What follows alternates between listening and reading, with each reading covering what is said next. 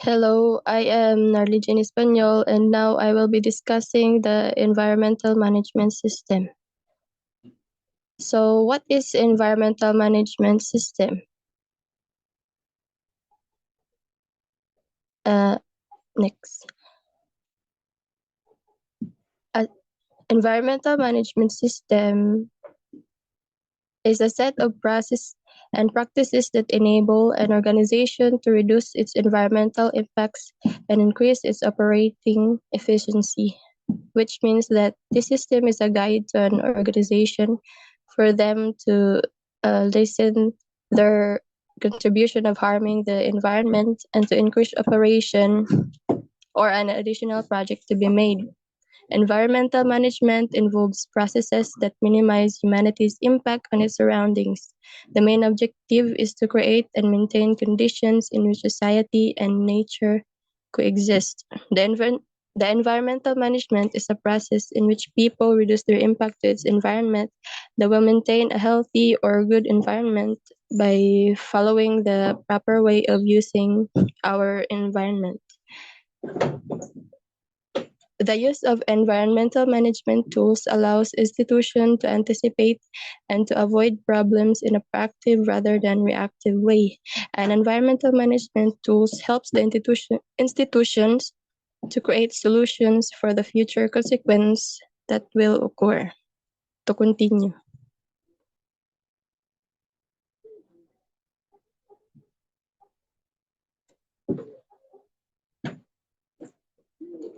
So what is the purpose of environmental management system? By putting into practice measures to guarantee that company complies the laws and establishing policies with specific environmental aims and targets, the environmental management system manages environmental concerns. An environmental management system aids your company in efficiently meeting regulatory obligations while achieving environmental objectives. It offers a proactive method for achieving environmental goals, lowering risk, and enhancing health and safety procedures. So the purpose of environmental management system is to manage environmental concerns. It keeps the environment healthy for the people living on it and offers a proactive method for achieving goals that will help to maintain our environment's condition. To continue.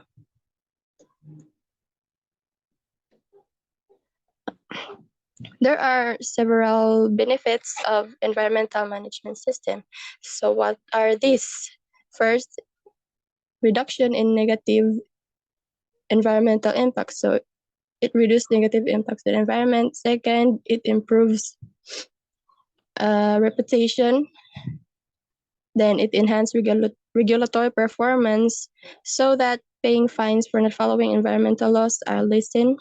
It reduces waste and resource conservation, draws more customers, investors, and shareholders. Profit increase due to lower cost and increased credibility, ensuring a holistic approach to environmental impact. And lastly, it improves employee morale, wherein workers or of an organization that has the impact to our environment are aware to their surroundings. To continue.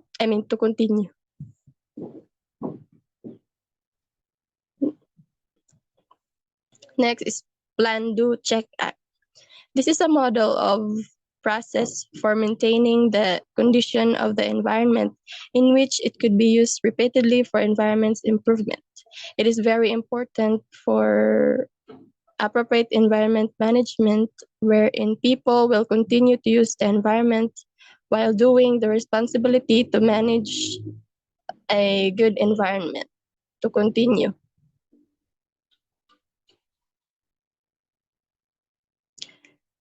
This is an illustration for the Plan, Do, Check Act. This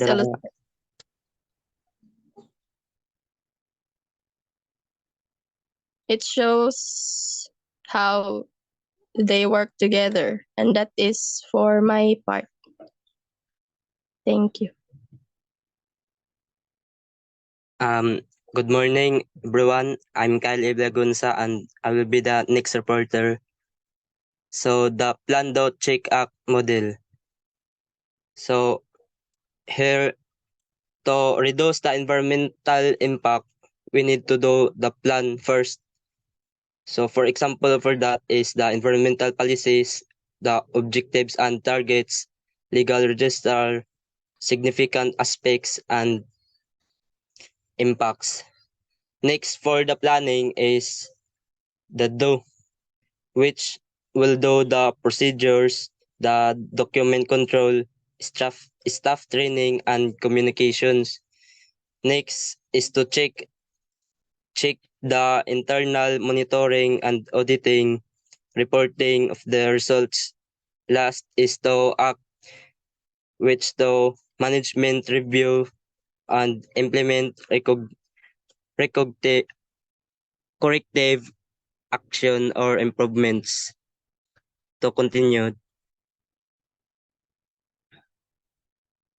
So here in continuous improvement cycle, so for the quality commitment, so kabalo man ta na unsay mga angay buhaton kung tama ba or mali. So mo compile gid ta nag awareness tapos mag-share gid tag goals ana para unsay angay gid buhaton. Next sa commitment is strategy. So here is strategy ta kung unsa ang atong vision and mission sa atong goal. Tapos para sa deliverables sab na siya. Tapos sunod sa strategy which is the process. So diri ana ang kuan na dayon sa process sa pagmapping o pag-analyze sa unsay buhaton ato sa strategy. Next is the performance measures or management purposes. So diri ana dayon ang kuan ang nabuhat na kibalin nyo sa pagkuan niyo sa environment kibali. So to be continued, to continued.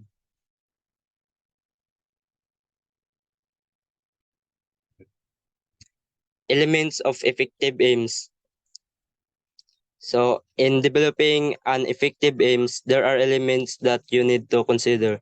Some of these are environmental policies, which particularly those measures that are designed to prevent or reduce harmful effects of human activities on ecosystems. Next is the environmental requirements and voluntary initiatives. So ang environmental requirements, these are legally binding regulations imposed by governments, while the voluntary initiatives are non-binding actions taken by individuals and organizations. Next is the objectives or targets. These are essential to ensure the effectiveness management and environmental impact, improve sustainability practices, and demonstrate commitment to environmental stewardships. Next is the structure, responsibility, and resources. These elements that focus on defining the organizational framework and allocation of responsibilities and resources. This is necessary for effective environmental management. Next is the operational control. This is a crucial element in aims which that focus on implementing specific procedures and practices to manage and mitigate the environmental impacts. Next is the corrective and preventive action and emergency procedures.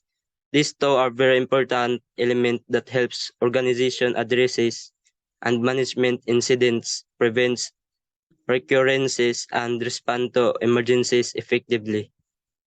Next is the training, awareness, and competence. These are the critical elements that focus on ensuring that employees and stakeholders possess the necessary knowledge, skills, and awareness to effectively contribute to the organizational environmental objectives and targets. Next is the organizational decision-making and planning.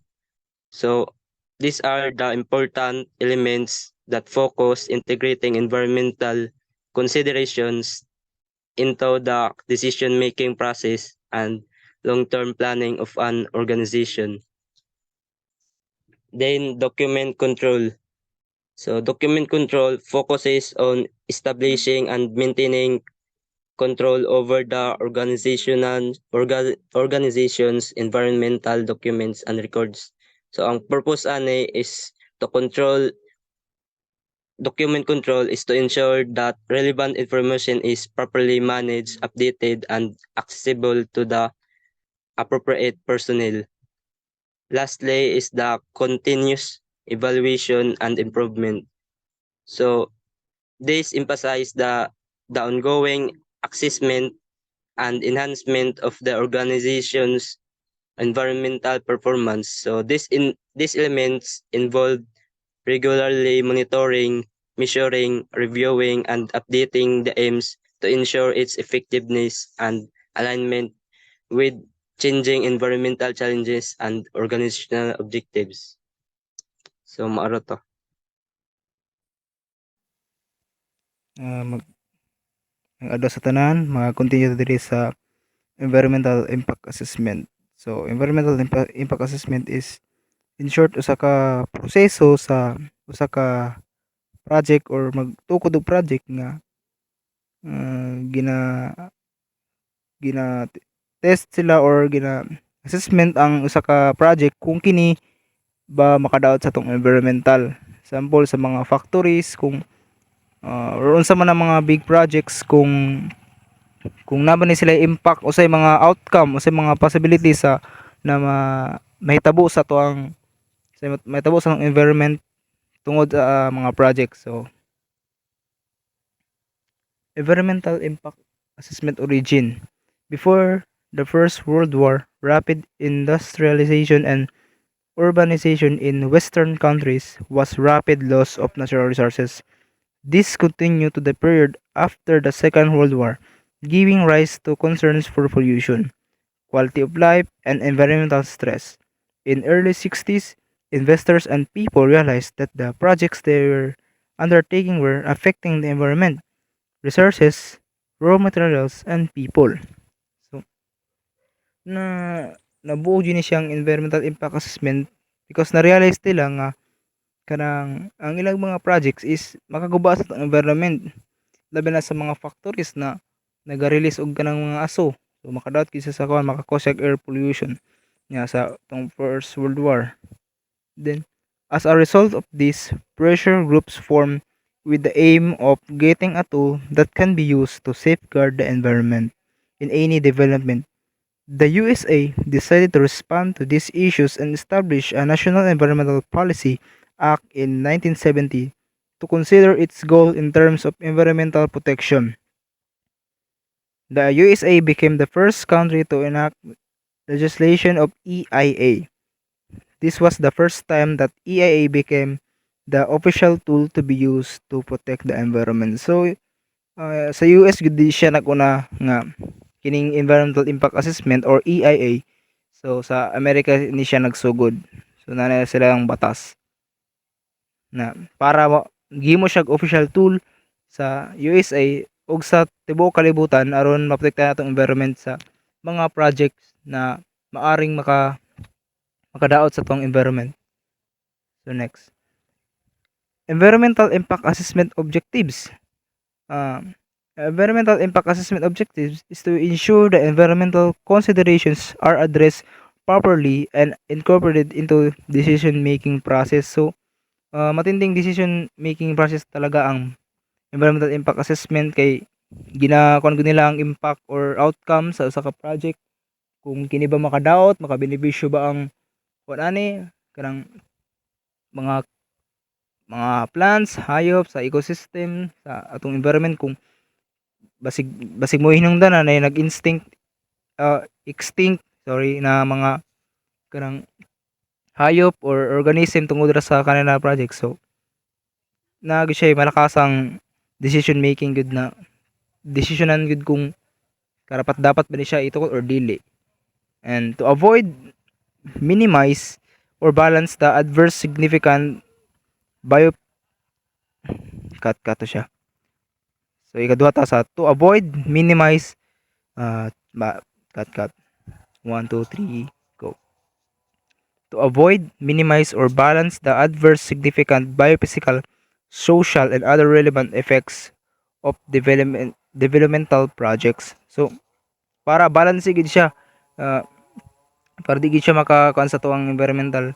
So mo na siya ang purpose ani na tool to ma-ensure gid nato ba nga kani siya na project is di siya makadaot sa ato ang environment, then para pod ang atong nature is magdugay gid og dili ta ma-prone sa mga disaster tungod ra ng mga project na kung sa kadautan.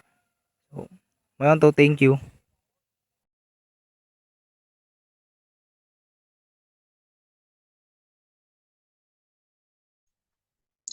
Good morning, everyone. I am Ray Marketin, and this is the part of our discussion. EIA, meaning and aim. The process of evaluating a project or development anticipated environment effects while taking into account related socio-economic, cultural, and human health effects, both positive and negative, is known as environmental impact assessment. It aims to predict environmental impacts at an early stage in project planning and design, find ways and means to reduce adverse impact, shape projects to suit the local environment, and present the prediction and option to decision makers. So ang aim is ang meaning sa EIA is the process na mag-evaluate sa mga projects sa ato environment. Then ang ila aims is to predict the positive or negative impact nga mabuhat sa project na gikuha nila. Then to continue,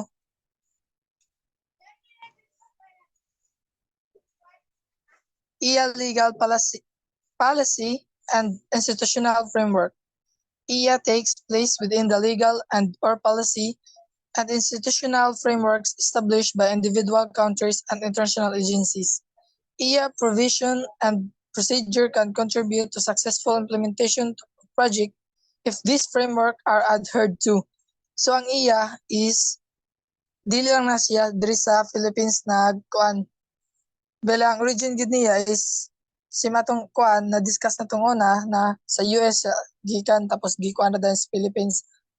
So kini is for national policy gid ni before doing some projects. To continue, environmental impact assessment, EIA process.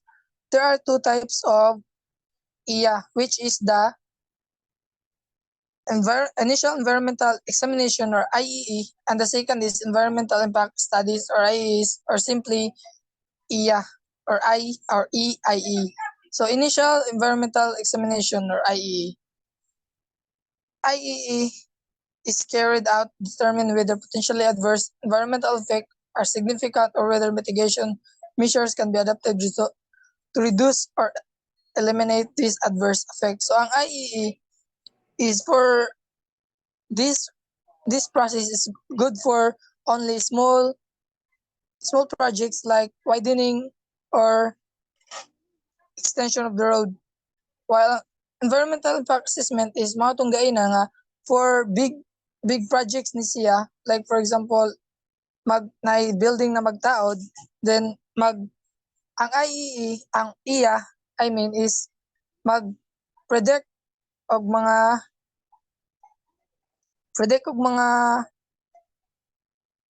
opinions nila kung unsay kung positive ba or negative ang mabuhat ana pag kuan na.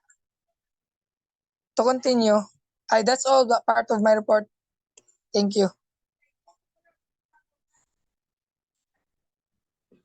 Best morning everyone, no? So, ang sunod is ako, I am Yvonne Liorado. So, ang topic nako is the 7 stages of EIA. Although legislation and practice vary around the world, the fundamental components of an EIE EIA would necessarily involve the following stages. So first is screening, then scoping, then analysis, mitigation, review, monitoring, EIA report, and decision making. To continue,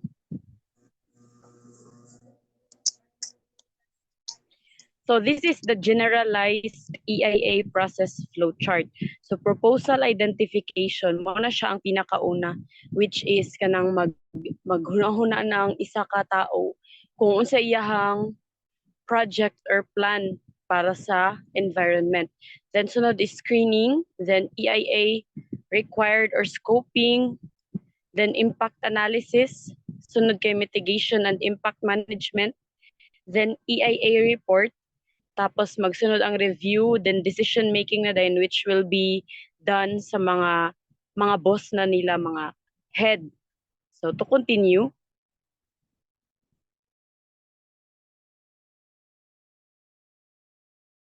so screening is done to determine whether or not a proposal should be subject to EIA, and if so, at what level of detail.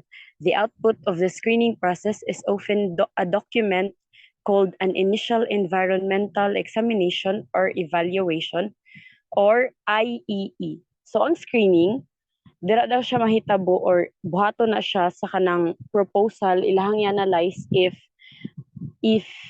ilaha bang i-pursue ang kana nga certain project. Sunod is scoping, is used to identify the key issues of concern at an early stage in the planning process. The results of scoping will determine the scope, depth, and terms of reference to be addressed within the environmental statement. So ang scoping, dira na nila i-analyze kung asa rataman ang kana nga certain project or plan, kung asa nga lugar, unsa kalawom na siya nga project, ang ilahang mga meaning, terms nila. Then third is analysis. Analysis of alternative is done to establish the preferred or most environmentally sound, financially feasible, and benign option for achieving project objectives. So analysis, again, dira na sila mag-analyze kung ang kana siya nga kanang preferred nga plan or project is kuan ba na siya kanang financially feasible ba na siya, di ba kaayo gasto na sa ilaha nga pag ilanang buhaton nga certain project. Tos kung safety ba siya sa environment or na siya mga negative effects. So muna siya mahitabo dira sa analysis. Fourth is mitigation, is done to avoid, minimize, or offset predicted adverse impacts, and where appropriate to incorporate this into an environmental management plan or system. So mitigation, nga naa na siya kanang kabalo mo sa meaning sa mitigation, from the word niya, ilahan ng kanang kibaling i-analyze nga dapat kung kana siya nga certain project is na siya negative effect, mangita silang paagi nga ilahan na daan tong ma-prevent or para malikayan nila nga dili to mahitabo nga certain negative nga effect sa kana nga plan. So approaches of mitigation: avoid, replace, reduce, restore, and compensate. So fifth is review, is done to make sure that everything is fine and all information are complete. So ang ilahang plan, pag ilahan nang na buhat ang screening, scoping, analysis, and mitigation, i-review na nila kung naa na ba didto tanan, kung napabay kulang, or kung complete na siya or nanubra na siya, munang ilahan ang ilahang i-analyze. To continue,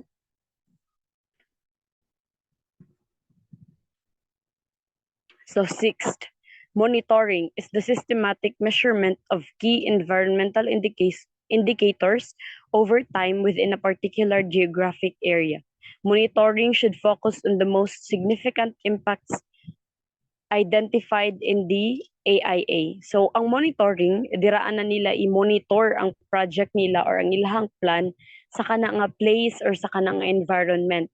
So the main types of monitoring, so na siya various types. Tulo ang amo ang gibutang diraa, which is the baseline monitoring. impact monitoring and compliance monitoring. So seventh is the EIA report is referred to as an environmental impact assessment. So kani siya muna siyang encoded or hard copy sa kanang inyuhang plan.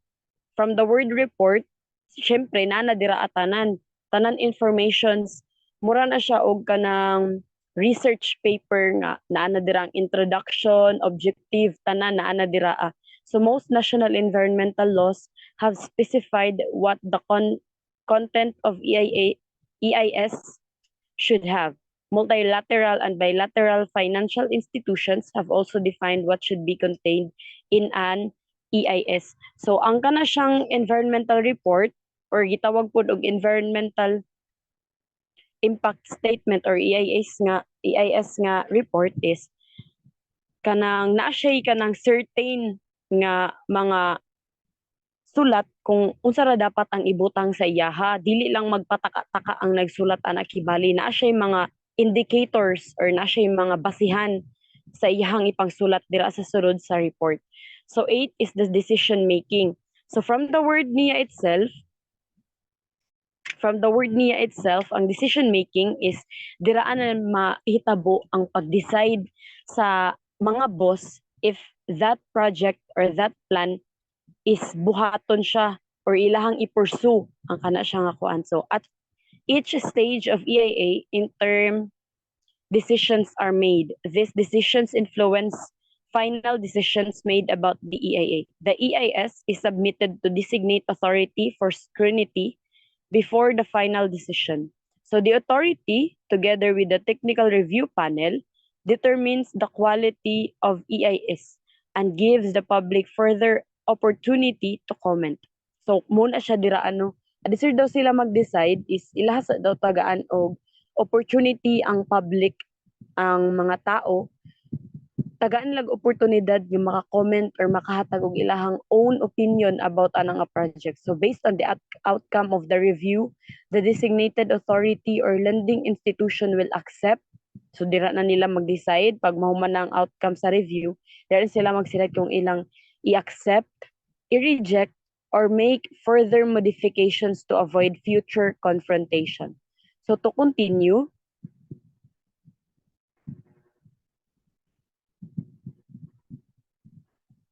so mura to ako thank you, good morning.